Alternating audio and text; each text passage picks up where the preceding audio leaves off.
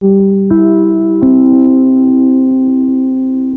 tons of pressure on young people today to know exactly what they want to do for the rest of their lives. And for those who don't know where to begin, well, they hit the streets of New York City. Hi there, I'm Angelica Fatale for NBC Mobile. We caught up with author Melissa Plaut to see what she did when she stopped worrying about her life and started driving a yellow cab. Hack traces the first 2 years of Plaut's highs and lows behind the wheel. So why did this privileged American girl decide to go from corporate to cabbie? I lost my job, which I wasn't happy in anyway, but the money was good, so I couldn't quit. So when I got laid off, it was sort of a gift and a kick in the butt. And I had always thought about driving a cab, but never thought of it as a realistic thing.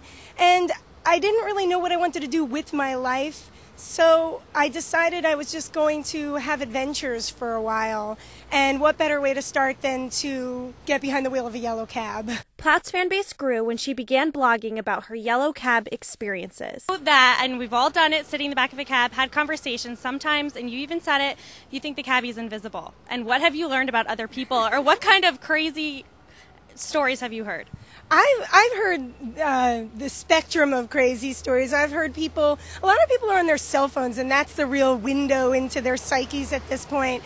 I've heard people breaking up. I've heard people getting back together, begging, arguments. There are also people on the other end of the spectrum that are very humane, very kind people, and I think New Yorkers are an amazing population. Everybody's coming here with a purpose. Everybody's got a lot of drive. So there's two sides of that coin there.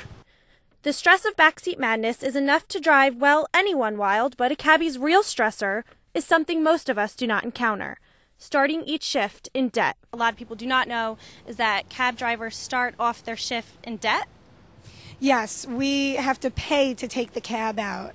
So it's sort of like strippers have to pay to dance. So we have to pay, except they make more money.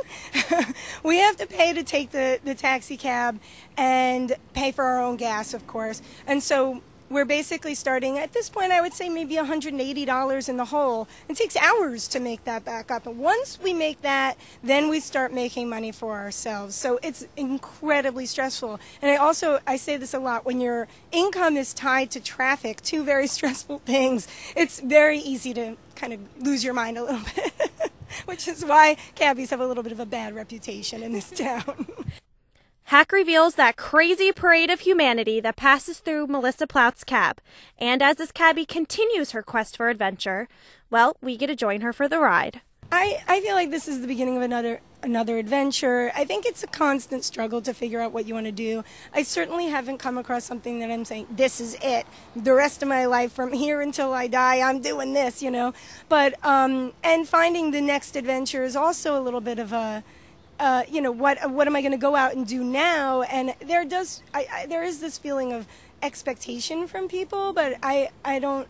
So I think that's kind of making me a little paralyzed at the moment. I am writing still, but I don't consider that to be the next adventure. It's just something that I realized while I have the momentum, why not keep it going in myself? I'm used to writing every day, so I'm writing more about other things, not the cab, and we're going to just see where that goes to. From cabbie to author, Melissa Plaut, she's seen it all. Her #1 piece of advice? Tip a lot. Tip more if you throw up in the cab or do anything else inappropriate in the cab, which happens a lot. Until her next hurrah, Melissa's words of wisdom shall not be forgotten. For NBC Mobile, I'm Angelica Fatale in New York.